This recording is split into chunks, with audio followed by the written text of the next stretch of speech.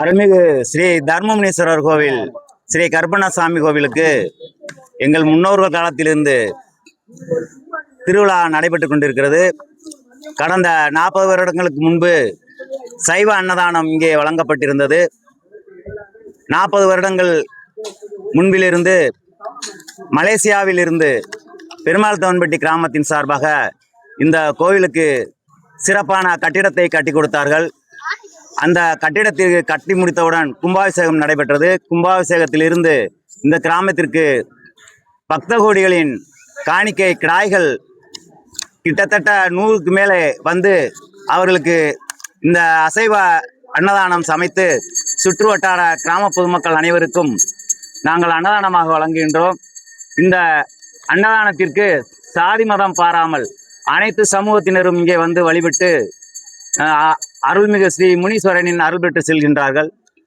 பக்த கோடிகளின் கோரிக்கைகள் அனைத்தும் எங்கள் ஸ்ரீ தர்மமுனீஸ்வரனும் ஸ்ரீ கருப்பண்ணசாமியும் நிறைவேற்றி தருவதால் ஒவ்வொரு வருடமும் பக்த கோடிகள் அதிகரித்து கொண்டே செல்கின்றது. பக்த கோடிகளின் வருகை அதிகமாக இருப்பதால் கிடாய்களும் அதிகமாக வருகின்றது. கிட்டத்தட்ட ஒவ்வொரு வருடங்களும் 10 கிடாய் 20 கிடாய் கூட வந்துக்கிட்டே தான் இருக்கு. ஏன்னா எங்க கோயில் வந்து அவ்வளவு செல்வாக்கோட ஒரு அருளோட இருக்கு. அதனால எங்க கிராமத்தை எப்பயுமே கட்டி காத்துக்கிட்டு இருக்க முனீஸ்வரனுடைய அருள் அனைவருக்கும் கிடைக்க வேண்டும் என்று கேட்டுக்கொண்டு நான் விடைபெறுகிறேன். என்னுடைய பெயர் கருணாநிதி, பெருமாள் தவன்பட்டி. ஆண்டுதோறும் மிக சிறப்பாக இருக்கும். அதேபோல் இந்த வருடமும் நூற்றுக்கணக்கான கிடாய்கள் வெட்டி பொதுமக்களுக்கு பிரசாதமாக வழங்கப்படுது.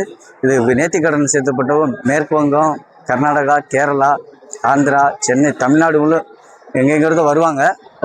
பௌர்ணமி தோறும் வந்து நேர்த்திக்கடன் சொல்லி போவாங்க.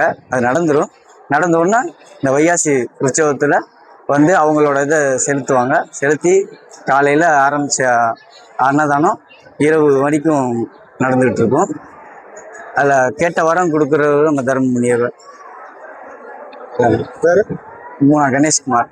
என் முன்னோர் காலத்தில் இருந்தே இந்த ஸ்ரீ தர்மமுனீஸ்வரர் கோயிலுக்கு அன்னதானம் சைவ